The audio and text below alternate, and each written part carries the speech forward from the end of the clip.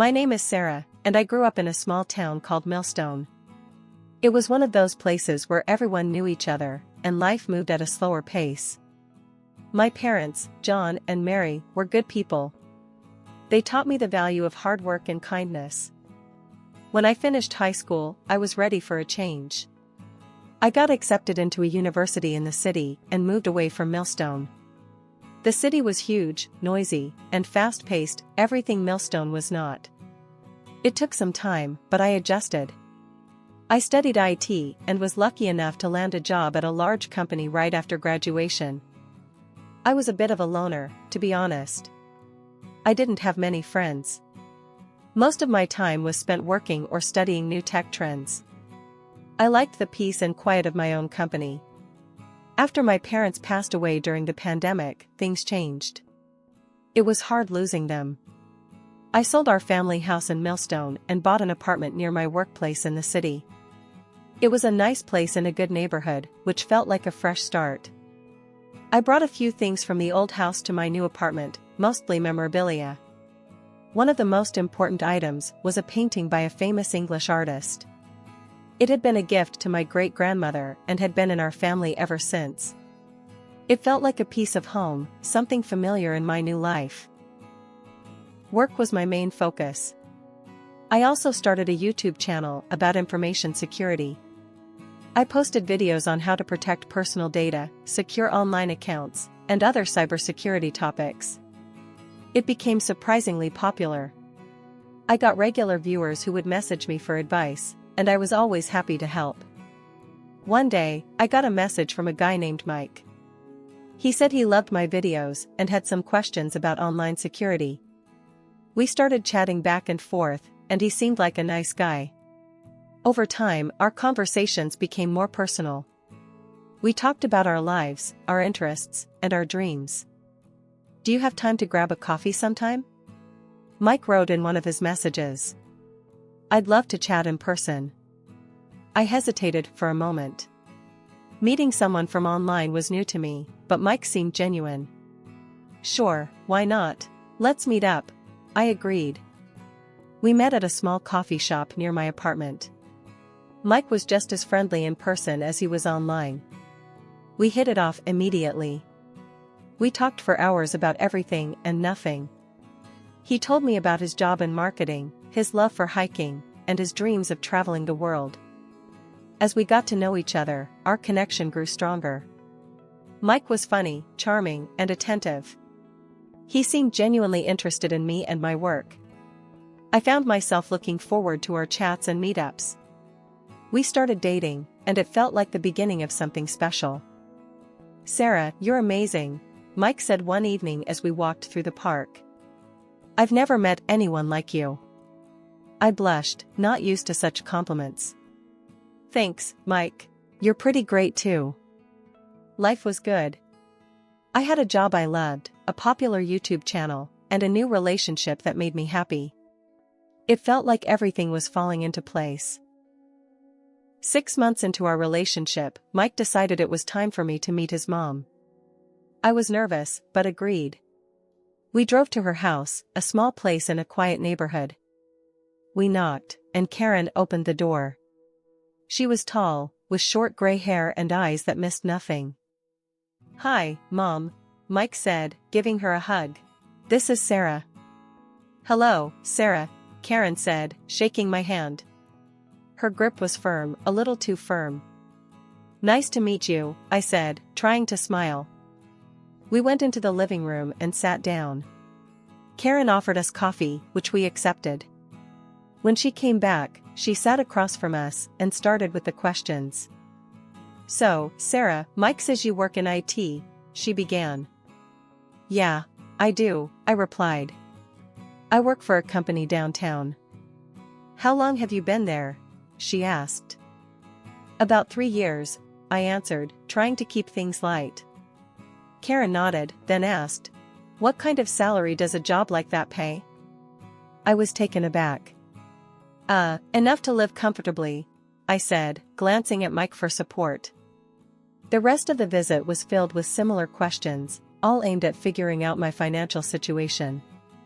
By the time we left, I was exhausted. "That was intense," I said as we got into the car. "She's just protective," Mike said, starting the engine. "She'll come around." A year later, Mike and I got married.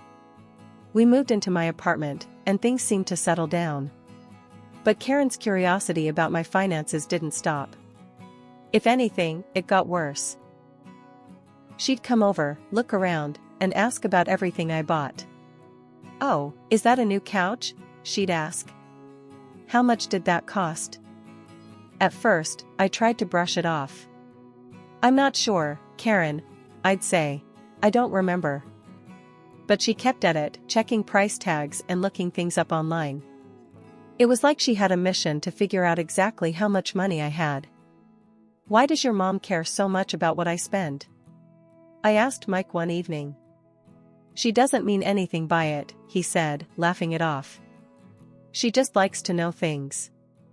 But it was a big deal to me. It felt invasive and disrespectful. I tried to set boundaries, but Karen didn't seem to get the hint. She'd show up unannounced, stay all day, and ask endless questions about my job and my purchases. One Saturday, I was looking forward to a quiet day at home when the doorbell rang. I opened the door to find Karen standing there with a smile on her face. "Hi, Sarah," she said. "Thought we could spend the day together." "Karen, I really need some alone time today," I said, trying to be polite but firm. "Oh, come on," she said, walking past me into the apartment. "We can have some coffee and chat. It'll be fun." I took a deep breath, trying to stay calm. "All right, but just for a little while," I said, hoping she'd get the hint. We sat in the living room, and Karen started talking about her latest projects and plans. I nodded along, but my mind was elsewhere. I needed to find a way to set boundaries without causing a rift between Mike and his mom. Some time had passed, and Karen's visits to my apartment became more frequent and longer. It was like she didn't realize I had my own life and business to take care of. I needed some time to relax, but she didn't seem to get it. I hinted to Karen that she should visit less often. "You know, Karen, I really need some quiet time to work," I would say, but she pretended not to understand. It was frustrating. Eventually, I started leaving the house when she came over, just to get some peace. One day, Karen followed me when I left. She caught up to me and suggested we have a chat over a cup of coffee at a nearby restaurant. I agreed, thinking it might help clear the air. We sat down, and Karen ordered food for herself. When the bill came, she pretended she had forgotten her card and cash. I didn't want to make a scene in public, so I paid for her. But I was fuming inside. When we got back to my apartment, I let her know exactly how I felt. "Karen, this can't keep happening," I said, trying to keep my voice steady. "You can't just show up and expect me to pay for everything." Karen looked offended. "I didn't mean any harm, Sarah. I thought we were just spending time together." "Spending time together doesn't mean taking advantage of me," I shot back. "I have my own expenses and responsibilities." Karen stormed out, clearly upset. When Mike came home and heard about the incident, he was not happy with me. "Why can't you just be nice to her?" he demanded. "She's my mother." "Mike, she crossed the line," I said, feeling exasperated. "She needs to respect our space and my boundaries." "You're taking this too seriously," he said dismissively. "Just let it go." For a while, Karen didn't come around. It was a relief. But then I noticed something strange. The painting in the living room, the one I inherited from my parents, was hanging crookedly. It was odd because I always kept it straight. I asked Mike about it. "Did you touch the painting?" He looked up from his phone. "Oh, Mom took it for an appraisal. She wanted to know its value." I was shocked and immediately called Karen, ready to confront her. But as soon as she picked up, she started talking. "Sarah, I was just about to call you," she said cheerfully. "The painting is worth $400,000. We need to sell it." I was furious. We? It's my painting, Karen. You had no right to take it. Oh, come on, Sarah, she said, her tone changing. Think about what we could do with that money. I said no. I interrupted. Don't ever touch my things without asking. Karen was silent for a moment, then hung up the phone. I felt a mix of anger and disbelief. How could she think it was okay to take something so valuable without permission? When Mike got home, I told him about the call. She wants to sell the painting, I said, still fuming. So what? It's just a painting, he replied, brushing me off. Just a painting? It's a family heirloom. It means something to me, I said, my voice rising. You're making a big deal out of nothing, he said, clearly annoyed. Just drop it. I decided to move the painting to my office where I could keep a closer eye on it. I also set up a small camera to make sure nothing else went missing. I needed to protect what was mine, even if it meant taking extra precautions. I got home early that day, something I rarely do. The house was quiet when I walked in, but that silence broke as soon as I stepped into the living room. There they were, my husband, Mike, and his mother, Karen, sitting casually on the sofa, like they owned the place. Mike? What are you doing here in the middle of the day? Shouldn't you be at work? I asked, genuinely confused and surprised. He looked up at me with a lazy shrug. I quit my job, he said casually, as if it was the most normal thing in the world. You make enough money for us anyway. Karen nodded in agreement, a smug look crossing her face as if they had planned this moment. That's right, Sarah. Why should he work himself to death when you earn plenty? I felt a rush of anger and disbelief. Are you serious? I snapped. You quit your job without discussing it with me, and now you expect me to support both of you? Mike stood up, a grin spreading across his face, an irritating calmness in his demeanor. Well, yeah. And if we divorce, I'll need alimony. Fair's fair, you make more than enough. His words hit me like a slap. This was their plan? To use me for money? I couldn't believe I was hearing this. That's it. I want a divorce, I declared, my voice firm even though my heart was pounding. Karen chuckled darkly from the couch. Good luck with that, dear. We'll see you in court. The venom in her voice was palpable. Mike just smiled, grabbed a duffel bag from the floor, and started packing his things right then and there. I stood frozen for a moment, watching this scene unfold with a mix of shock and clarity. The clarity hurt, the realization that this man I had married, and his mother, had been plotting against me. As Mike walked past me to the door, he turned and gave me a mock salute. See you around, Sarah. Karen followed him, throwing me a look that could curdle milk. Prepare your checkbook, she sneered as they left. The door slammed shut behind them, leaving me in a deafening silence that filled the room with the weight of what had just happened. I slumped into a chair, my mind racing. This was a nightmare, but it was my reality now. After a few minutes, I shook off the shock. I picked up my phone and dialed Tom, Lisa's husband, who was also a lawyer. Tom, it's Sarah. I need your help. Mike just left me, and he wants alimony. And it's not just that, he planned this, with his mother. I need to file for divorce, and I need it to be bulletproof. Tom's response was immediate and supportive, a lifeline in the chaos. I'm on it, Sarah. We'll make sure you're protected. They won't get away with this. The day I filed for divorce marked the beginning of a bitter legal battle. The first court meeting was a nightmare. Mike sat there looking all innocent and started spinning his tale. He told the judge how he had lost his job and how I had abandoned him in his time of need. He painted himself as the perfect husband who did all the housework and supported me in everything. It was all lies. But the worst part was when Karen, his mother, got up to testify. Your Honor, Karen started, her voice dripping with fake concern.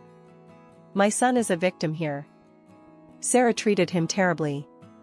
She controlled everything, made all the decisions, and now she's throwing him out just because he lost his job. She's a real domestic tyrant. I sat there, stunned. How could they lie so blatantly? I looked at Tom, who nodded and stood up to refute their nonsense. Your Honor, Tom began. Let's look at the facts. Mike's story doesn't add up. Sarah supported him financially and emotionally, and there's evidence to prove it. The claims of her being a domestic tyrant are not only unfounded but also an attempt to manipulate this court. But I could see it in the judge's eyes. Mike's emotional performance had struck a chord. His crocodile tears and Karen's supportive act were making an impression. As we were leaving the courtroom, Karen sidled up to me, a smirk playing on her lips. You think you're smart, Sarah, but just wait. You'll lose. And when you do, you'll be paying out for years. Her words stung, and for a moment, I felt a chill run down my spine. But I squared my shoulders and met her gaze. We'll see about that, I shot back before turning to leave, Tom reassuringly at my side. On the drive home, my mind raced. The gall, they had to twist everything and paint me as the villain, it was surreal. Tom reassured me we'd fight back, that we'd bring out the truth, but part of me worried. What if the judge really believed them? The weight of the upcoming court decision pressed heavily on me. Sitting in the quiet of my living room next Saturday, the possibility of losing felt too real, too close. I wasn't ready to let Mike and his mother take everything from me, not without a fight. Feeling the urgency of the situation, I picked up my phone and called Lisa, whose husband, Tom, was also my lawyer. Hey, can you and Tom come over? I really need to go over some things for the case, I said as soon as she answered. When they arrived, we started with some coffee, trying to ease into the work ahead. As we sat in the living room, Lisa suddenly pointed towards the painting I had returned to its place after Mike left. Doesn't that painting look brighter to you? She asked, squinting slightly. I turned to look, and sure enough, the color seemed more vivid than I remembered. A rush of suspicion hit me. I excused myself and hurried to my computer to check the hidden camera footage from my office. I skimmed through the recent recordings until something caught my eye. The footage from a few weeks ago showed Mike and his mother in the office, looking suspiciously around before approaching the painting. They took it down, and Mike disappeared off-screen only to return with another painting, which they then hung in its place. I cranked up the volume, straining to hear their whispered conversation. Mike's voice was clear. Once we swap this out, she won't even notice. Then we will sell it, and it's all ours. Karen's laughter followed. She trusts too easily. Once we file for divorce, I'll make sure you get alimony out of her. She's just a gullible fool. My hands clenched into fists, anger and betrayal swirling through me.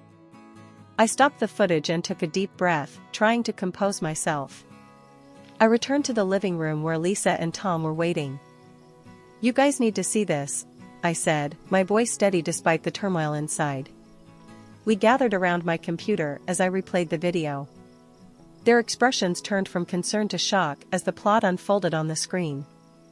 After the video, we looked at each other, a mix of emotions crossing our faces. Finally, Tom broke the silence. This is it. This is the proof we need to crush them in court. We spent the rest of the day strategizing. Tom outlined the legal arguments while Lisa helped me organize the evidence, ensuring everything was in perfect order for the court. As they left, Tom assured me, with this evidence, the judge will see right through their lies. The next court date was one I approached with a mix of dread and determination. Today, everything would come to light. My lawyer, Tom, was ready with the hidden camera footage we'd discovered, which we hoped would turn the case decisively in my favor. As the judge called the court to order, Tom immediately asked permission to present new evidence. Your Honor, we have video evidence that is critical for this case, he stated clearly, his voice resonant in the quiet courtroom. The judge nodded, allowing us to proceed. Tom connected the laptop to the projector and played the video.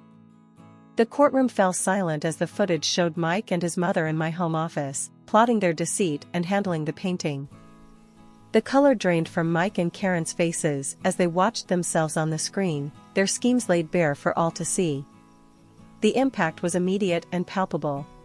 Once the video ended, the judge slammed his gavel, calling for a recess. "We will take a short break to examine this evidence," he announced, and the court buzzed with whispers as everyone filed out. When we reconvened, the atmosphere in the courtroom was charged.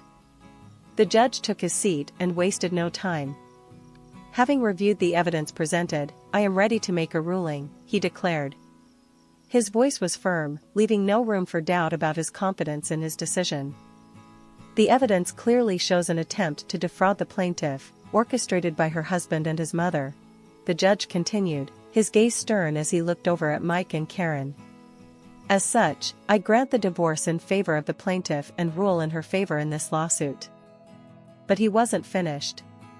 Turning to his assistant, he instructed, "Please call the police. We have a case of theft that needs addressing." My heart pounded as police officers entered the courtroom and approached Mike and his mother. Karen began to sob openly, her cries filling the room. "I was forced to do this because of my debts," she pleaded, her voice breaking as the officers handcuffed her. Mike stood silent, his expression one of shock and defeat. They were both escorted out of the courtroom, and a murmur rose from the gathered crowd. The judge then turned to me. "The painting will be returned to you, Ms. Jenkins.